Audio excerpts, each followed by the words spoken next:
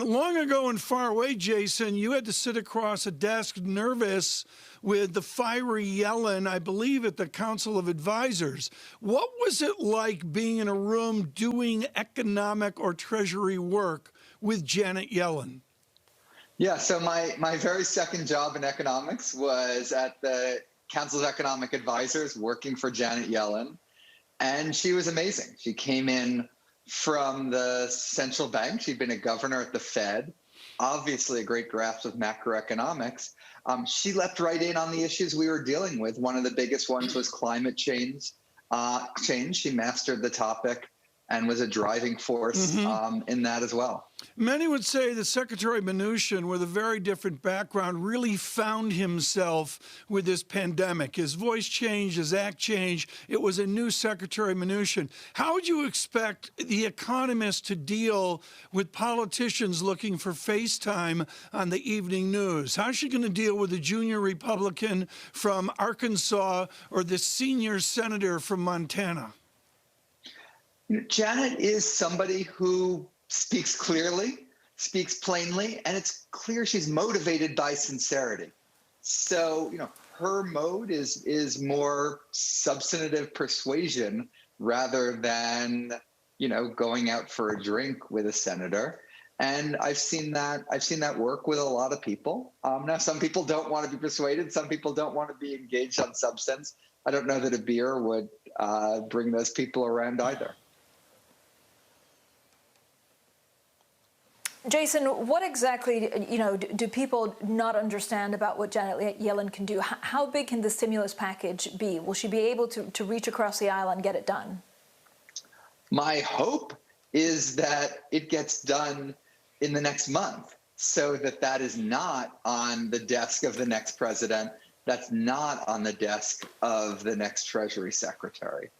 But, where she could be important is if it hasn't gotten done, being clear about both the economic importance of it, but also allaying some of the concerns about the fiscal impact. She understands we're in a time of low interest rates, that we need to change the way we think about both monetary and fiscal policy in this era of low interest rates. That's something that not all policymakers and even fewer members of Congress have caught on to. It's absolutely critical to everything, and she'll be at the center of it. So, Jason, what would a policy mistake actually look like? I mean, on the stimulus, a policy mistake would look like not doing one.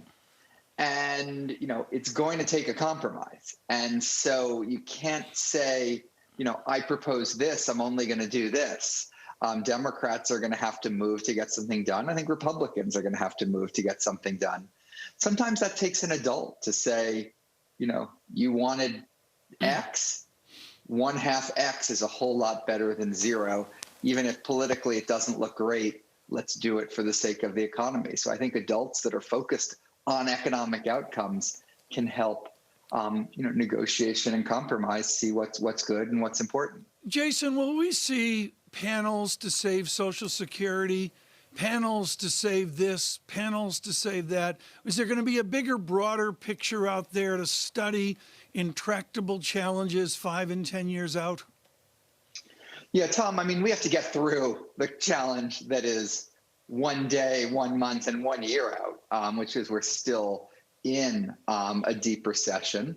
But yeah, Social Security solvency date is a little bit more than a decade in the future. And I think that's an important conversation to start now. I think we should do it more with revenue than with spending, personally. But, start the discussion now. Absolutely. Yeah. Jason, David from Ec10 at Harvard emails in and says, ask Professor Furman if he's going to go serve in the administration. Cut to the chase. You can announce it here. What are you going to be doing for Chair Yellen or someone else under President Biden? This spring, I'll be teaching Ec10B and look forward to having him in class here at Harvard.